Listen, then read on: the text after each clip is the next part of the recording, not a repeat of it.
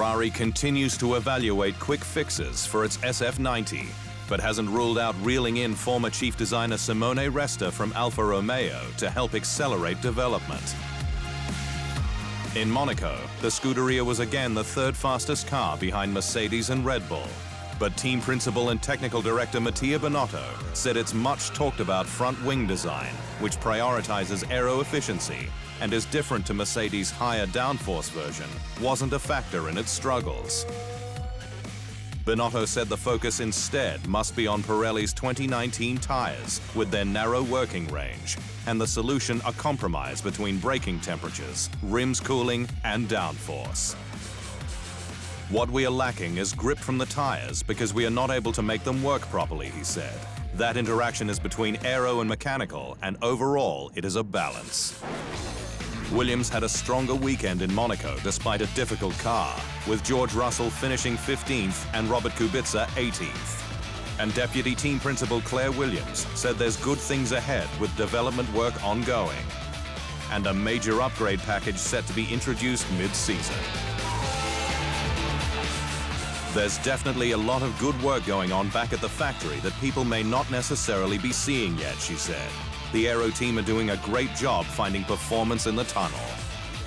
The Williams FW42 is way off the pace, with 0 points banked after 6 races. But its cars have been reliable, both finishing every race to date.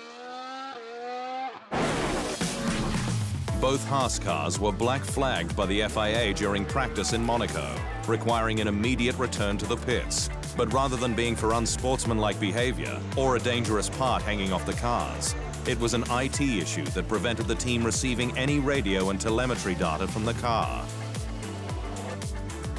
And with neither Romain Grosjean nor Kevin Magnussen reading their pit boards, the team enlisted the help of the FIA.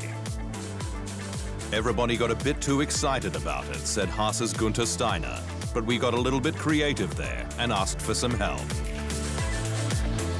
After the issue was solved, the cars returned to the track for the final 20 minutes of Thursday's opening practice session. Red Bull Racing team boss Christian Horner has compared F1's lack of progress in locking down its game-changing 2021 regulations to Brexit, with the FIA's June deadline now set for an October compromise. The sports power brokers continue to stoush over a final approval date, let alone on the sweeping regulation changes across F1's technical, sporting, and financial spheres, including a new cost cap. But with just 18 months until the sport's brave new world takes effect, Red Bull's boss says a clear plan of attack is desperately needed to avoid the impasse that Britain has in leaving the European Union.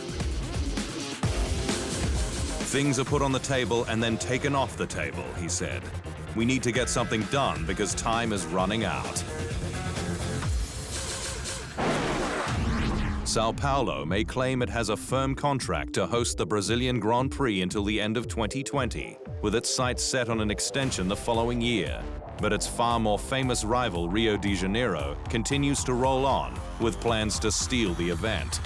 With a track layout now released by ubiquitous F1 circuit designers Tilker Engineers and Architects. The anti-clockwise 5.368-kilometer course features 20 corners, including a challenging left-hand turn 1 that flows onto a long back straight. The circuit is set to be built in just 16 months, 9 months more than was first suggested by Brazil President Jair Bolsonaro on military land in Rio's Deodoro region at a cost of $175 million. Privately funded, it said the venue will be able to accommodate 80,000 people, with the crowd set to be thrilled by the Rio Track's high-speed middle sector with plenty of elevation change. And while the brand new track will be named Rio Motor Park, rather than after 3-time F1 world champion Ayrton Senna, it will feature a Senna S, with Tilker stating the layout is dynamic and full of emotion.